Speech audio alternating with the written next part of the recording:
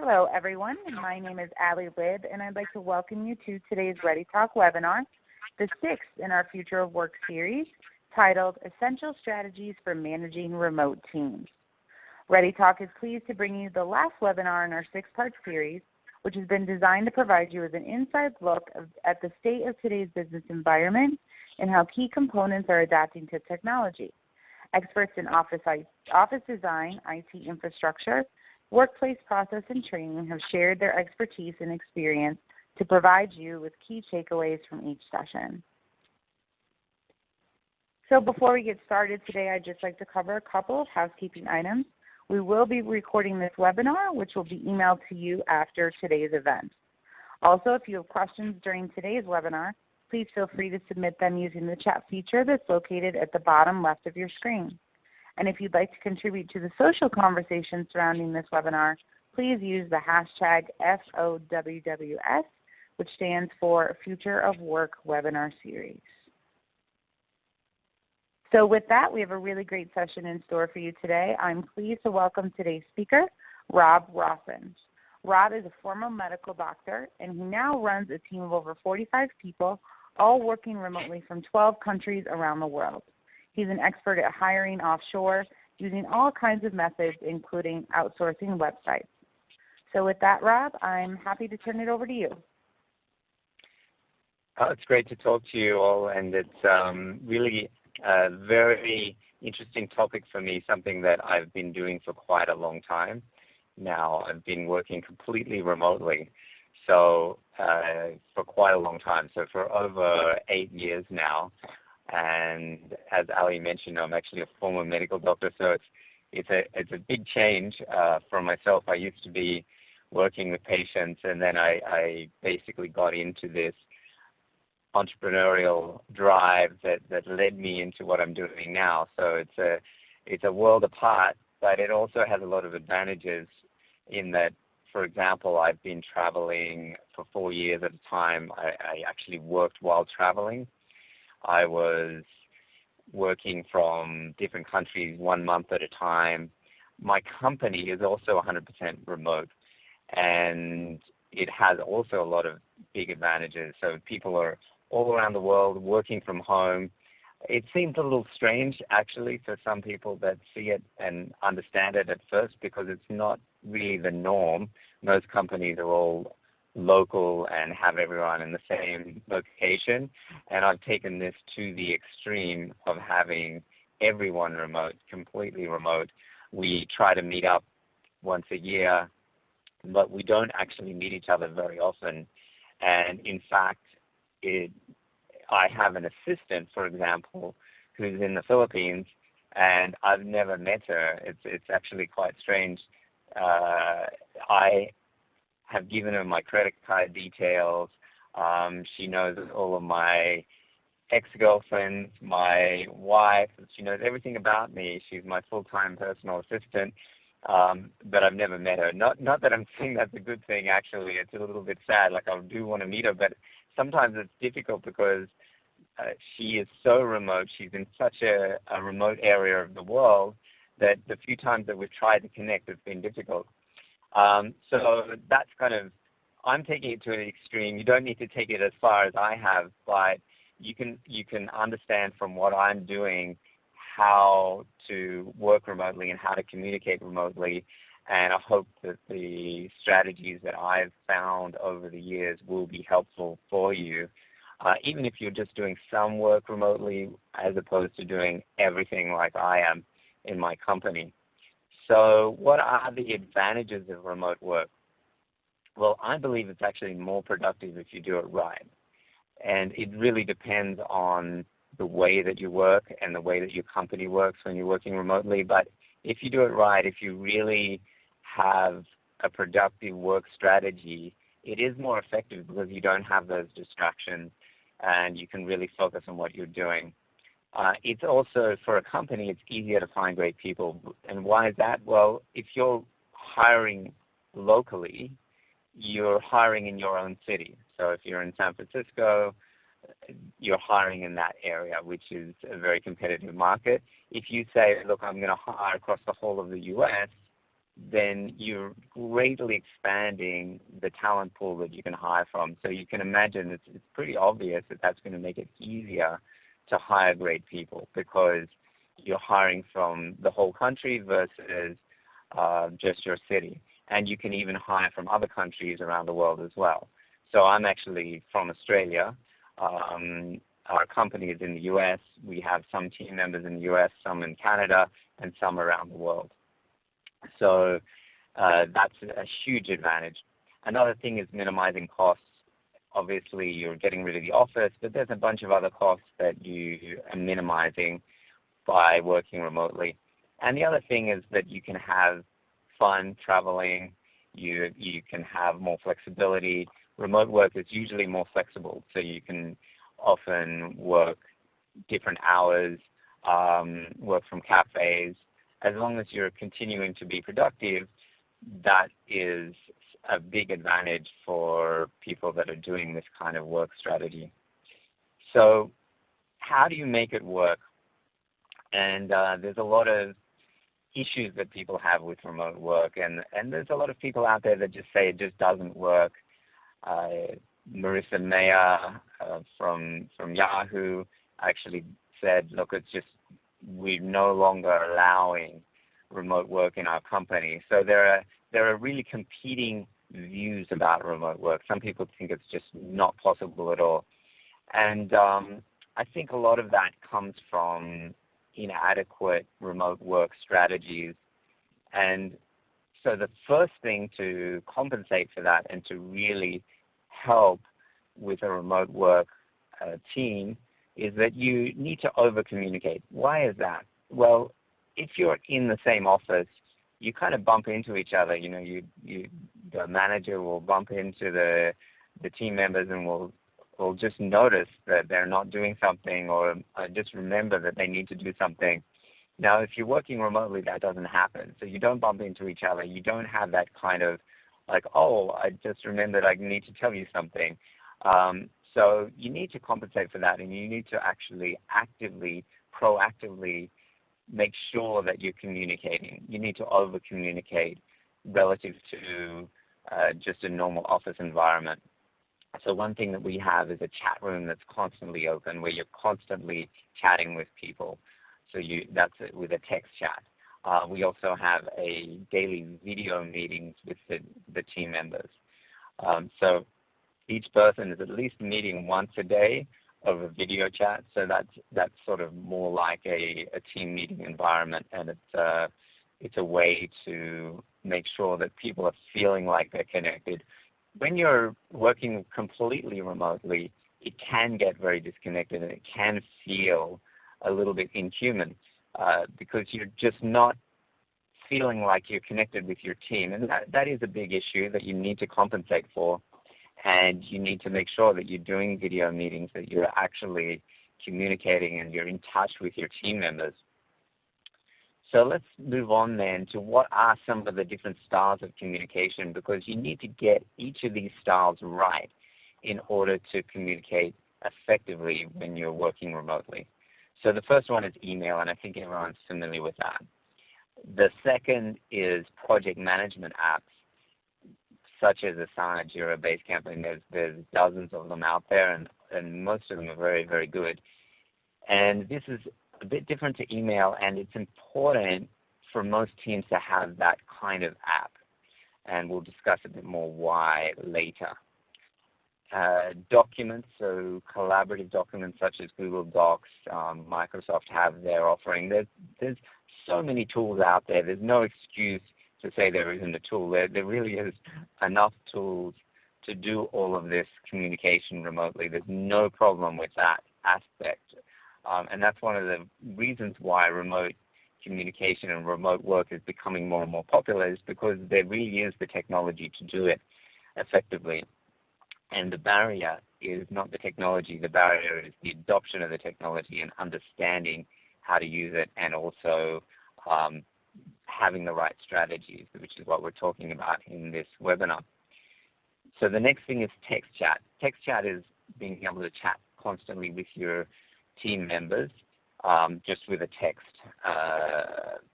basically. So typing to each other. So you can use Slack or you can use Skype or HipChat. There are 3 options for that. Voice calls, so that's important as well, and there are various options for that. And the next thing that you need to incorporate is video chat. Video chat gives you a bit more of a feeling of the other person as opposed to just a voice. Anything that's emotional, that is a little bit more like if you have a heated discussion where people might get a little bit upset, you shouldn't do that on text chat. It's a terrible communication method for emotional issues or for anything that involves like very, very deep strategy as well. It's better on video chat. So you need that intense communication where you can feel and understand the person's emotions, which you can do much better on video chat, and it's much closer to an in-person experience. Screen share. Screen share is where you're actually sharing your screen, similar to this webinar right now, really. You're sharing your computer screen and you're able to explain with your voice while sharing your screen. So this is an important tool as well in order for you to be able to explain what's going on. So let's say you need to explain to someone a procedure that they need to do with a certain website, then you need to use a screen share tool for that. Or the alternative is screen capture and screen recording. Screen capture is just capturing a snapshot of your screen, and then you can write on the screen to say, can you move this button from here to there, for example, if you're doing design communication. Screen recording is actually recording your screen with your voice, and then you can send it later to team members, or you can put it in a training library. So Jing is a free screen recording tool that you can use. Snagit is also another one from the same company. There are a number of tools that you can use for that. Now, all of these need to be used in conjunction. So if you're missing one of these, and the last one is recorded video, so that's actually just literally recording a video, and so that you can then post it to your team so that they can watch a video of you later, which could be for training or it could be for disseminating culture within your organization. If your CEO is not there and able to have a team meeting to talk about company culture, then a recorded video is perfect for that. So if you're missing even one of these communication tools, it can lead to failure of your remote work strategy, because all of them are necessary in most companies. You need to be able to have access to all of these communication tools. Let's review them again: email, project management apps, documents, text chat, voice calls, and video chat, screen share, screen capture, screen recording, and recorded video. So if you're missing even one of them, you are not fully implementing the communication strategies that you have available to you when you're working remotely. And so you need to be familiar with all of them, have a tool within your company that you use for each one of these, and understand where each one fits in. Why do you use them? So for example, the screen recording is really powerful because I can record my screen, I can send it to my designer, and they don't need to be talking to me immediately. I don't need to schedule a call. I can just send them the video, and it takes me literally 30 seconds to record and send that video. And now they can watch it tomorrow. So that's actually a lot easier than the screen share method, which is more interactive, so they can ask me questions, so it has that advantage, but it's a lot more difficult to schedule a call. So that's why you need to have both. You can't just rely only on screen share, which is a live one-to-one communication. You need to also have the screen recording method so you can send the video later and you can communicate that way. And as you do this more and more, you'll get a feeling for what works best for each situation that you need to communicate about. So communication, there's no excuse not to have a great communication within your team when working remotely. And if you follow all of those methods, you will have great communication. So let's just briefly talk about project management system, because I think there are some companies that are still not doing this and that are trying to do everything with email. And why do you need to have that? And it's especially important when working remotely. It's important actually for any team, but when working remotely, it becomes even more important. There's a few reasons. One is the accountability of tasks. So you have a task and you're clear about who is responsible at any point in time.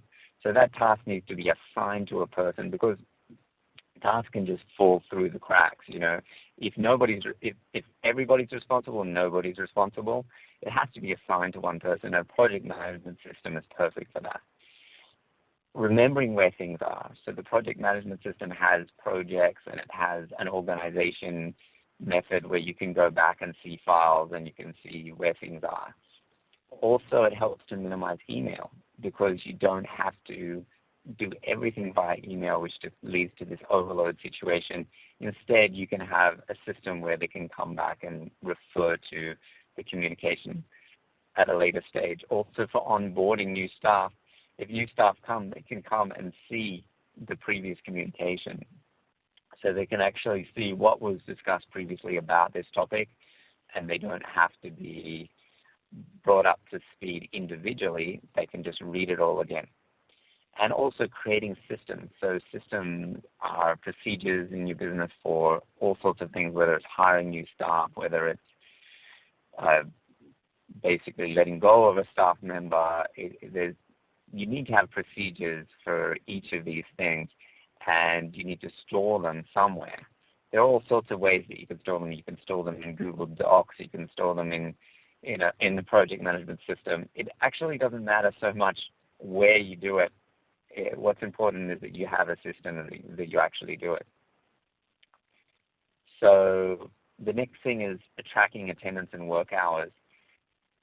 One of the issues with remote work is that people and company leaders are not really sure they know what's going on, what their team are doing.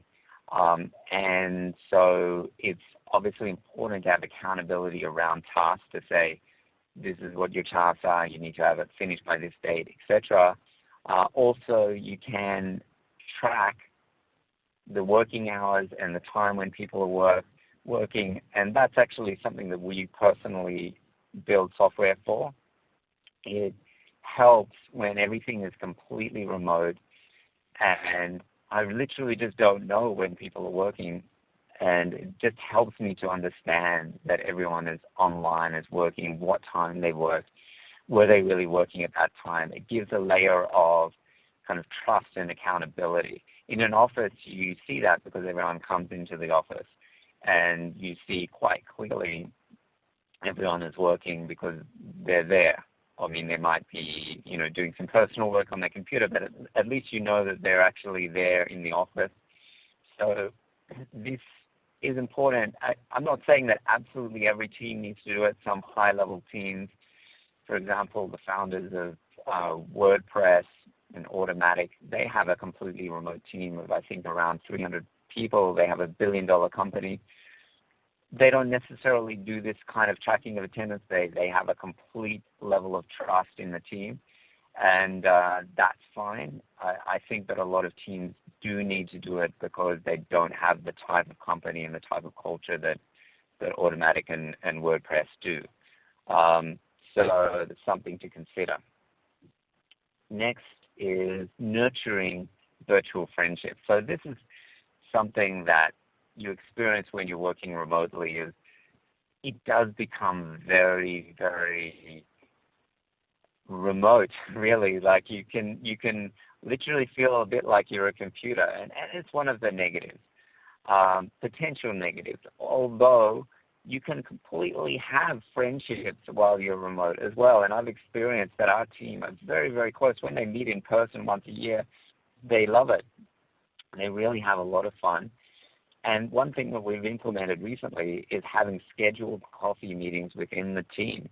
So those are basically like every week, 2 team members get together for 15 minutes and they have a coffee meeting, and it's included as work time.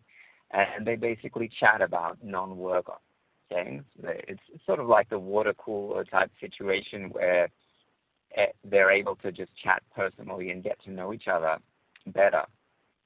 So I do think that having a complete lack of social interaction is a problem, because people don't know each other on a personal level and they just don't feel familiar, and that is really against human nature. So you really need to foster that in a remote team. And the meeting in person is the best way to do it. If you're able to do that multiple times a year, that's ideal. For us, we're not able to do that because we really have so many countries. People are in multiple countries, so we can't do the multiple meetings, but we try to meet once a year. So what are the keys then to remote work? Remote work is a skill. It's something you learn and you become better at. Most people love to work remotely. I experienced that in our team. Most of them just love it. Once they start, they don't want to stop. They don't want to get a normal job. But I'm not saying that that's the case for all. There is some people that it doesn't work for, and you need to be aware of that. And this is applying for 100% remote work. I think if the person is working half the time in the office, half remotely, there's no issue there at all. But for people that are working 100% remotely, there is a small percentage, my experience is about 5% of people, maybe 10%, that it does not work for. And the reasons are a little bit varied, but one can be social isolation if they don't have any friendships outside of work and they're just working on the computer at home, and then they don't have enough social interaction. And that's a reason for failure. Another reason for failure is having young kids around the house, like kids under 2. It's very difficult to work from home with kids under 2 because they are, running around, screaming, etc. It doesn't work in my experience. If the person is working from home, of course they can work from a co-working space, and then that's not an issue because somebody else is looking after the kids. They're working focused from that co-working space.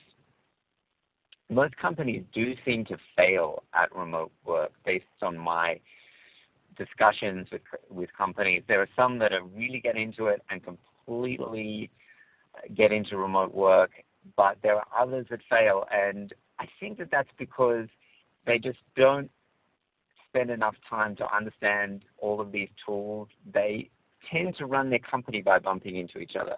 A lot of companies run that way, that they don't have a systematic way of dealing with work to be done. And instead, the company owner literally walks around and just goes, oh, you've got to do that. Oh, you've got to do that. And that's why it fails. They haven't implemented a culture of correct communication for working remotely. So here's an example of a team meeting that we had actually in Dubai for some of our developer team. So that was a lot of fun. Developers from all around the world, probably from at least 7 countries are represented just on that table, which is fantastic. Another thing to consider is the onboarding. So when you're in an office, the onboarding happens a little bit more naturally because you do bump into people, you do start chatting about how they need to work, what they need to learn, etc. So the onboarding can be an issue when you're onboarding someone remotely. And I mentioned before about looking for issues, etc. But the onboarding needs to have a procedure. You need to have an introduction to every part of your business. You need to be chatting with people. You need to be explaining all of your systems. And another thing that helps in our experience is because some people are not suited for remote work, it's good to test people first with some contract work. And so you actually start off on a part-time basis or on a contract basis. You test things out, see if it's working well. If somebody has been working remotely for 5 or 10 years, you know that it's going to work in that case. so you probably don't need to do it. But if the person has never worked remotely before, you need to be a little suspicious. Are they going to be effective remotely? And in my experience, it's difficult to know 100% if that will work for them or not. Some people think that it's this dream and that it's perfect for them, but when they try it, it doesn't work exactly as they expected. So, and also, how do you maintain culture is another really big thing, because a lot of people think that it's impossible. Like, how can you have a culture when you're working remotely? You're not seeing each other. How can you maintain any kind of culture? And that is not the case. You really can have a strong culture even in a remote team, but you need to work on it. So how do you work on that? You can work on it through video. You can work on it through some non-work communication. Like, it's important to have that non-work communication time that you're having within your team, that not 100% of the time is just talking about work.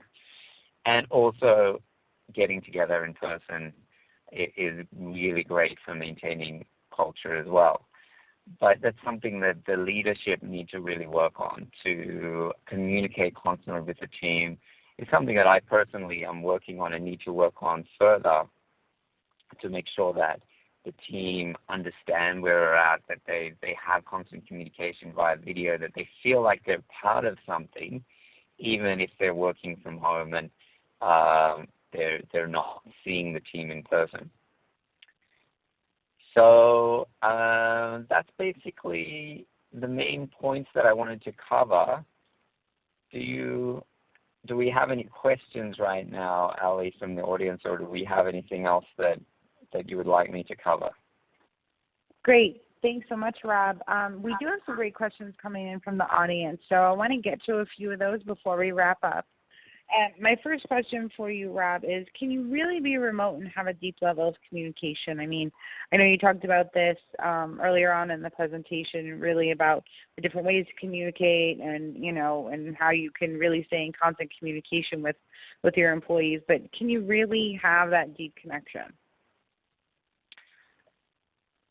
I would say, if you're asking specifically about connection, well, you can't get to the deepest level of connection remotely, but I think you can get very, very effective business communication remotely. I personally don't want to maintain friendships, like my deepest friendships are in person, but the work communication that I have remotely is very, very effective and does not have to be deficient at all. And that's by maintaining the right communication style, whether it's video, whether it's sharing your screen. There really is no legitimate reason why you can't get your point across through all of these styles that we have available. I think it's possible to communicate effectively remotely. There are a lot of people that just think it's not possible. And I think that that's like a psychological thing, like the human nature thing, that we do feel more connected. We feel more, we feel like we want to be in person with something. With people. It's a natural human nature thing that we need to be next to somebody, and that's fine. And I think that is true for personal relationships, but I think for work relationships, it is okay to not have that very often, to have it be mostly remote, and it still works very, very well in my experience. Great. Awesome. So the next question is, how do you manage things in multiple time zones? And I know this is a great question for you because you do it every day. So how do you do that with, someone who may be 14 hours ahead or, 10 hours behind? How do you do that? So I have team members in Europe. I'm in Asia, I'm in Australia, and then also in the US and Canada. So we do have that problem, definitely. And it's not a big issue for me because if I was communicating with somebody in the US and I need to communicate via video daily, it is an issue because I don't want to be up in the morning really early, or perhaps they don't want to be up at night. So unless that person is willing to work late then every day, then you're not going to be able to communicate with them every day. So I think you need to specifically look at the type of communication that is needed in the company. If you need to communicate with somebody every day, constantly, if it's the type of job where that is necessary, then it is an issue. If you need to communicate with them once a week, and that's mostly the case for me, I'm communicating once a week with people in the US, then I just get up early once a week and it's not a problem. And the same with Europe. I work late. I work till 9 o'clock one day a week, and that's my evening when I can talk in their morning once a week. So that is not an issue for me, but I do believe it is an issue for some teams and for some positions where it is necessary to have that constant communication. There's also the issue where you have 3 time zones, where you have like Asia, Europe, and the US, and that's really difficult. And I really don't recommend that, because even just scheduling one meeting is difficult, because it has to be like at 2 in the morning for one of the 3 people. So if you have 3 people from those 3 time zones, from Europe, US, and Asia, one is going to be having to work like at 2 in the morning, which is terrible. But mostly I don't have that issue, because I don't have these meetings where all 3 time zones are involved, or it's not very often. So it does work out for us as a team. Great. So just wanted to ask you one more question before we wrap up, but just wanted to let people know, and I'll refer to this in a few minutes here too. If you have more questions for Rob, you can go ahead and send him an email. And of course, we invite you to contribute to the social conversation using that hashtag. So Rob, before we wrap up, one last question for you. When working remotely, how do you make sure people are utilizing the systems and documents you have in place? For example, say you create a training or something for a project. How do you get people to use that? I think that's an issue for remote and also for local teams as well. So, for example, if you have a project management tool, people can start using it, but then other people are just emailing back and forth, then it doesn't become effective. So I think there needs to be a communication from the team leader to say, look, we're using this tool, and make sure to use it. So that there's also a constant follow-up before it becomes adopted. If it's creating a lot of resistance, so if people are not really liking the tool and they've tried hard to use it over a long period of time, then maybe the tool itself is the issue. But I think a lot of the time it's just the getting a repetitive sort of, yes, you've got to keep on it and keep actually getting your team to remind them to use it. There's no shortcuts to that as far as I know. Like, you really have to have management saying that it's necessary, plus constant reminders before people start using it. Once they're using it, for example, project management tools, they will see the benefits, because it just is better to use a project management tool than have everything be constantly in email. So once everyone's doing it, they'll understand the benefits. So it's just getting over that barrier of them initially using it. Right, and I think what you said is really true. It's very applicable in your traditional office and in the remote world. So that's a great way, to great advice on how to communicate that to everybody. So, Rob, I want to thank you so much for a great presentation, and obviously to getting to all of those audience questions. Before we go, I'd like to remind everyone that we will be emailing you a link to today's recording, along with a link to download the presentation. We'd also like to get your feedback, so please take a few moments of your time to fill out the brief survey you'll see when you exit today's session. So with that, Rob, again, thank you so much for a fantastic presentation, and thank you for sharing your expertise with our audience today. That ends our webinar for today. Thank you, and have a great day, everyone. Okay, it was great to chat.